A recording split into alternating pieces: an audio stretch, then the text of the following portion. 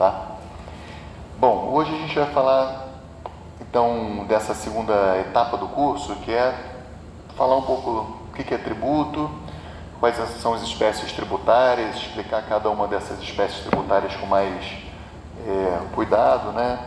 Com mais minúcia. E aí, o artigo 3º vai trazer a definição de tributo, cumprindo aquilo que a Constituição determinou. Cabe à lei complementar trazer normas gerais em matéria de legislação tributária, especialmente sobre definição de tributo. Está lá na linha A do 3 do 146 da Constituição. Tá? Então, ele vai cumprir essa tarefa. E vai trazer aquela definição que nós já falamos em sala de aula. Tributo é toda prestação pecuniária, compulsória, em moeda ou cujo valor nela se possa exprimir, que não constitua sanção de ato ilícito, instituída em lei e cobrada mediante atividade administrativa plenamente vinculada. Já falamos dessa definição algumas vezes, mas nós vamos hoje especificar um pouquinho, aprofundar um pouco essa definição. Tá? Bom, então uma definição de tributos. Essa definição do artigo 3º, ela tem, como eu já falei para vocês, 6 elementos. O primeiro é o que diz que é uma prestação, certo? É uma prestação. Tributo é toda prestação, certo? Eu já falei isso para vocês, vou só repetir rapidamente coisas que a gente já tratou. Essa palavra prestação, por si só, nos traz mais 4 palavras. Como prestação é um núcleo de uma relação obrigacional, então a gente sabe que se tem uma prestação, é porque vai ter um sujeito ativo, vai ter um sujeito passivo, vai ter um crédito e vai ter um débito. Tudo bem? A mera palavra prestação, tributo é uma prestação, já nos faz ter a certeza que o tributo envolve um sujeito ativo e um sujeito passivo. Envolve um crédito, que vai ser um crédito tributário, e um débito. Tá? Então, essa palavra é super valiosa para a gente, que já traz várias informações. Tudo bem? Bom, e essa prestação, já partindo para segundo elemento, né, é uma prestação pecuniária. O que significa que esse núcleo da relação obrigacional, essa prestação, é uma prestação de entregar dinheiro. Pecúnia é dinheiro, né? Então, no passado, havia a possibilidade de pagar tributo ou com bens ou com trabalho. Era a tributação in natura, típica do período colonial brasileiro, quinto do ouro, quinto do pau-brasil, né? Tributação in natura e com trabalho. Certo? Só que no Brasil, hoje, não é possível pagar tributo in natura ou in labore, com trabalho. Hoje não é possível, porque a tributação é a prestação pecuniária. Fala.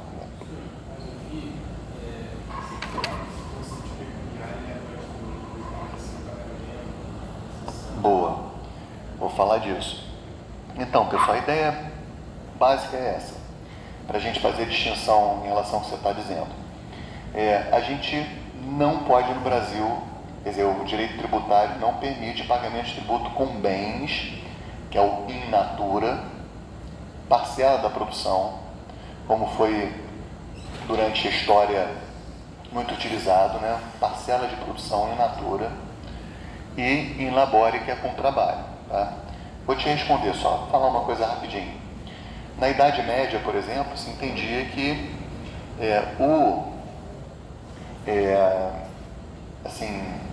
o vassalo do senhor feudal, né? Estou falando da Idade Média europeia principalmente. O vassalo, ele pagava tributo in natura, era parcela da produção dele. Só que você tinha o senhor feudal e tinha também normalmente o rei. Tá? O senhor feudal e sua família pagava tributo in labore, porque quem é que era obrigado a defender o reino em caso de invasões era justamente esse senhor feudal, eram os cavaleiros, né? Então eles eram um serviço militar, tá? A igreja pagava tributo in labore, tanto com atividades de educação e assistência social, que era prestada pela igreja na Idade Média, quanto pelas orações. Se entendia que, por exemplo, se levava muito a sério a questão da espiritualidade e o papel da oração na sociedade. Então se entendia que um monge, por exemplo, enclausurado, uma monja, uma freira enclausurada, mesmo assim ela pagava em labore o tributo, tudo bem? Hoje isso mudou. Hoje a tributação é em pecúnia, pelo menos no Brasil, com dinheiro. E aí é em pecúnia, em moeda ou em algo que expresse valor monetário. E aí entra a pergunta do Guilherme. Existem coisas que expressam valor monetário. Exemplo, um precatório. Você ganhou uma ação na justiça contra a administração pública. A gente sabe, que já estudamos constitucional, que tirando as requisições de pequeno valor, os RTVs, normalmente a Fazenda Pública vai pagar suas dívidas com um precatório, uma forma de respeitar o princípio da isonomia, vai pagar na ordem das expedições dos ofícios do presidente do tribunal, ao órgão fazendário. Então, aquele que teve o primeiro ofício vai receber primeiro.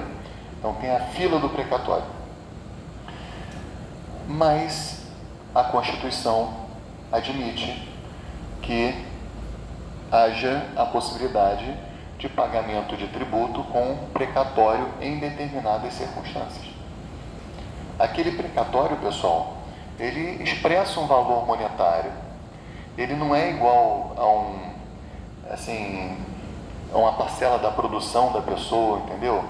Aquilo, na verdade, expressa um valor monetário, aquilo é como se fosse uma moeda, que a pessoa vai receber até o dia 31 de dezembro daquele ano. Vai ser depositado até 31 de dezembro. Aquilo expressa a moeda, tá? Então, títulos da dívida pública também expressa valor monetário. Percebam que é bem diferente de pagamento de tributo in natura, de pagar com parcela da sua produção.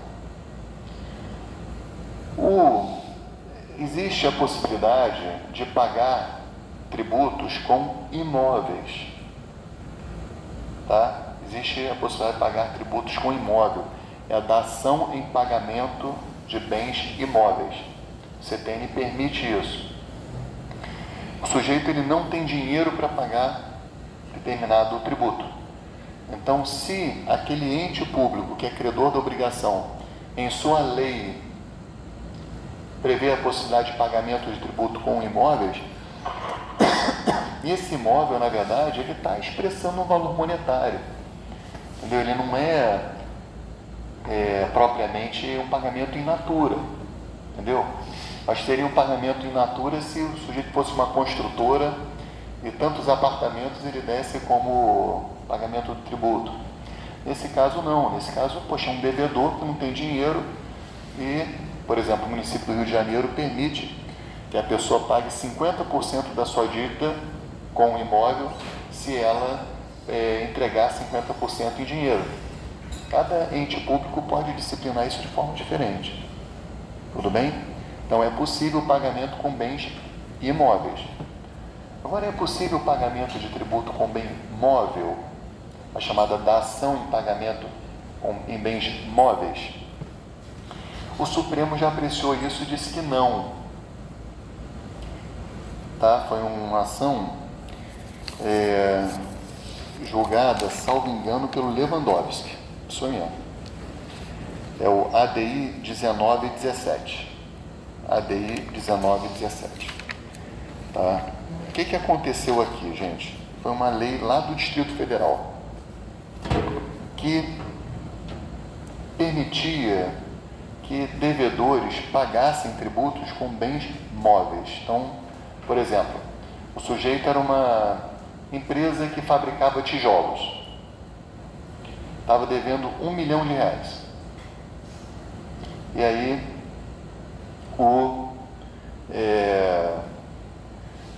ela tinha lá, cada tijolo custou R$1.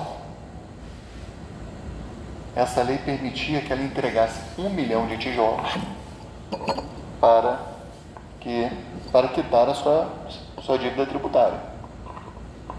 Tá? Deve 1 milhão, cada tijolo custa 1 milhão, R$1. Então ela podia entregar R$1 milhão para o Distrito Federal para quitar o seu tributo. Qual o problema disso?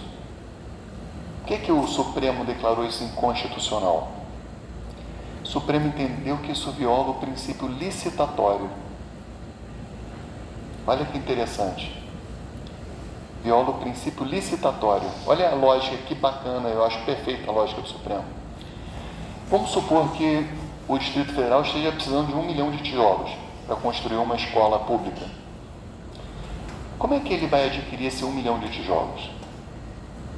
Ele vai fazer uma licitação. Nessa licitação, primeiro, só pode participar quem tiver certidões de regularidade fiscal. Tá? Então, em licitações só pode participar quem tiver livre de dívidas tributárias. Então, esse devedor, por exemplo, não poderia participar. Tudo bem? Então, esse é um primeiro aspecto. Segundo, quando você faz uma licitação, por exemplo, tijolos, concordam que é um bem comum? Então, qual seria a modalidade de licitação prevista? O pregão, né? Provavelmente um pregão eletrônico. O que acontece com o pregão? Bom, a pessoa vai dar lances para reduzir o valor, né, para que a fazenda compre pela proposta mais interessante, mais vantajosa para a fazenda pública. Bom, se o valor normal do tijolo é R$1 por tijolo, é de se esperar que uma licitação ali, quando as pessoas forem dando lance, de repente consegue uma proposta mais interessante. Em vez de pagar R$1 por tijolo, vai pagar 80 centavos por tijolo, vai pagar R$800 mil. Então você vê que quando ele aceita 1 milhão de tijolos por R$1, quitando a dívida, ele viola claramente o princípio licitatório. Ele está comprando, está adquirindo bem sem licitação de uma pessoa que não tem certidão de regularidade fiscal e que está oferecendo um valor sem qualquer concorrência. Entenderam a lógica do Supremo? Então o Supremo entendeu que não é possível o pagamento de tributos com dação em pagamento em bens móveis, por violar o princípio licitatório. Certo? Vou ler aqui para vocês a ementa.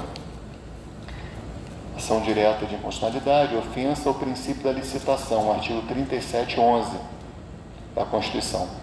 Lei ordinária distrital, pagamento de débitos tributários por meio de dação em pagamento, hipótese de criação de nova causa de extinção do crédito tributário, ofensa ao princípio da licitação na aquisição de materiais pela administração pública. Tá? Constitucionalidade da Lei Ordinária Distrital 1624/97. Essa foi a ADI 1917, relatada pelo ministro Ricardo Lewandowski. Entenderam isso? Certo? Agora, outras coisas, títulos da dívida pública, precatórios, é possível desde que a lei daquele ente público permita esse tipo de pagamento. Tá?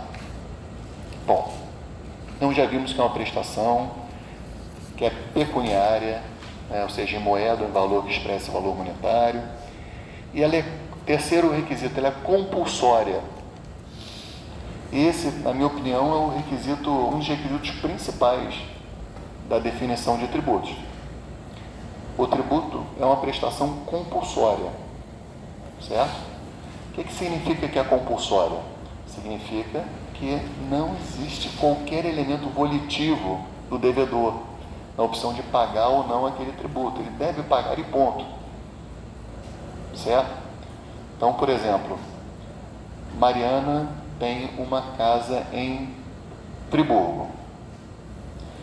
ou em Petrópolis. E é um sítio. E aí, no sítio tem uma fonte de água mineral. Então, você não utiliza nenhuma água fornecida pela prefeitura.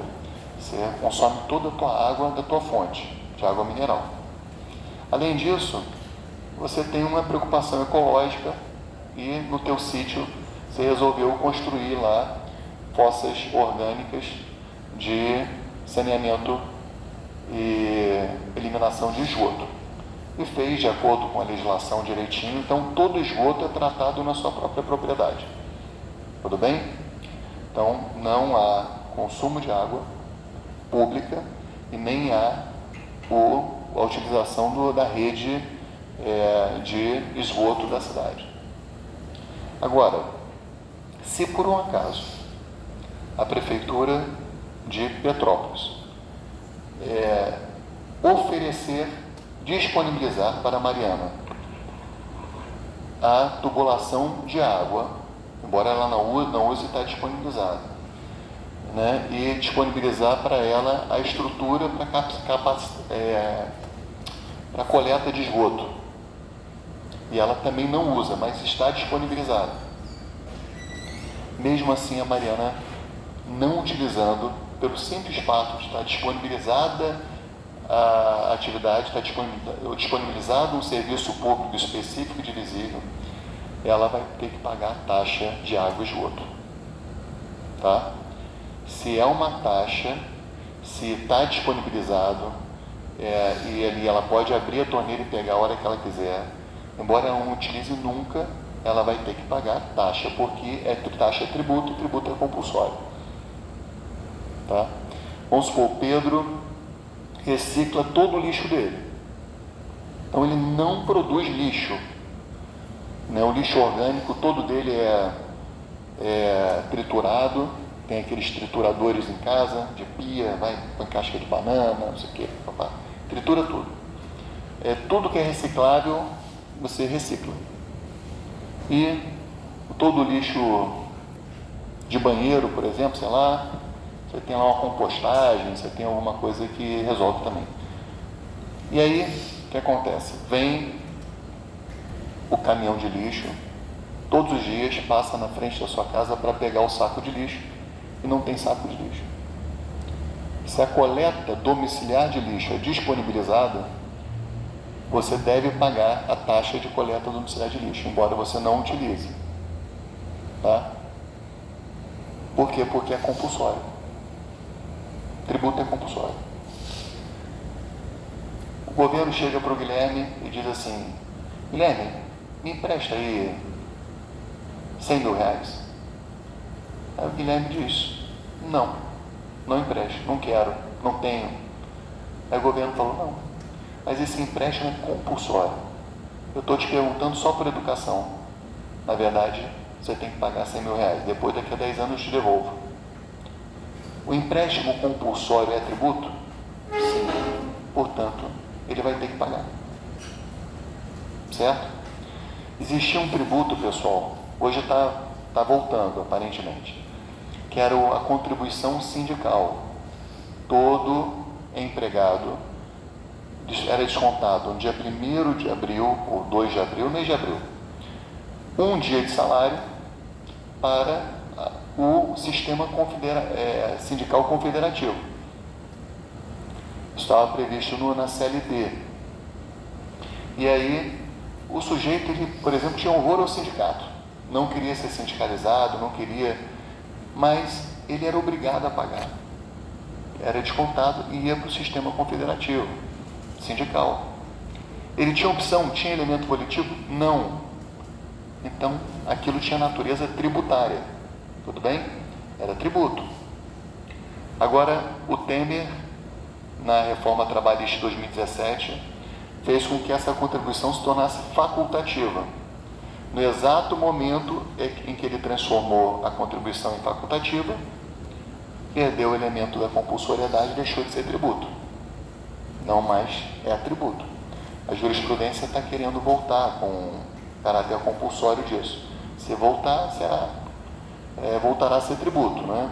Então tem uma discussão aí que eu não tenho acompanhado muito, mas parece que existe uma tendência de retornar isso como compulsório. Aí voltará a ser tributo. Sendo tributo, pessoal, tem que sujeitar todos os princípios constitucionais tributários. Não sendo tributo, não precisa se sujeitar aos princípios constitucionais tributários.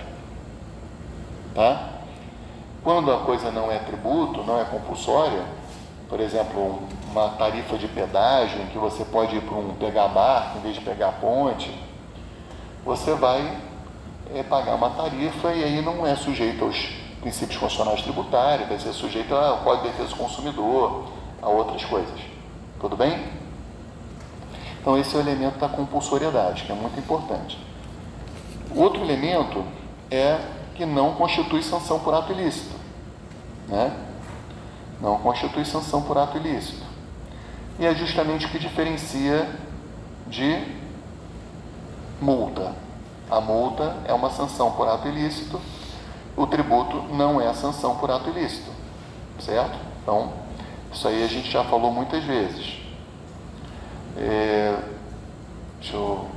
instituído em lei, é o outro requisito. Eu sempre gosto de falar disso, né? A questão o fato de ser instituído em lei é o que torna a atividade tributária moralmente legítima e deixa de configurar essa atividade como uma violência.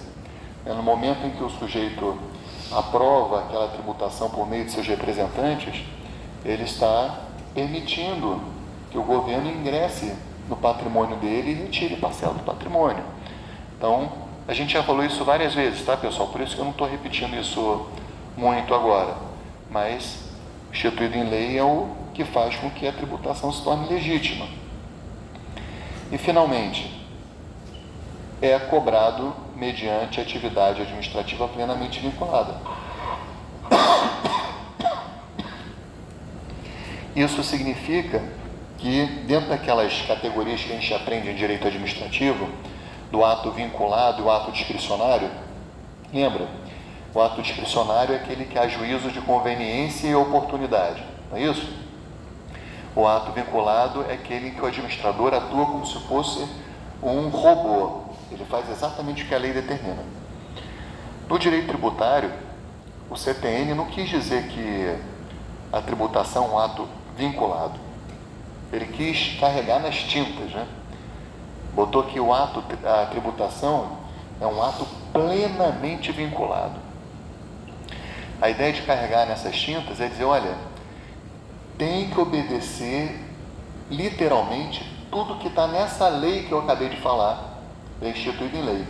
Tem que obedecer direitinho o que está na lei, para que essa tributação não seja um ato de violência. O fato de ele ser plenamente vinculado significa dizer o seguinte: se cobrou um pouco a mais de forma dolosa, o agente fazendário está cometendo crime de excesso de exação. Tá? Se cobrou um pouco menos de forma dolosa, o agente fazendário pode estar cometendo um outro crime, que é o crime de prevaricação. Então, a atividade tributária é plenamente vinculada. Não tem margem alguma de discricionariedade. Ok? Isso é bem importante.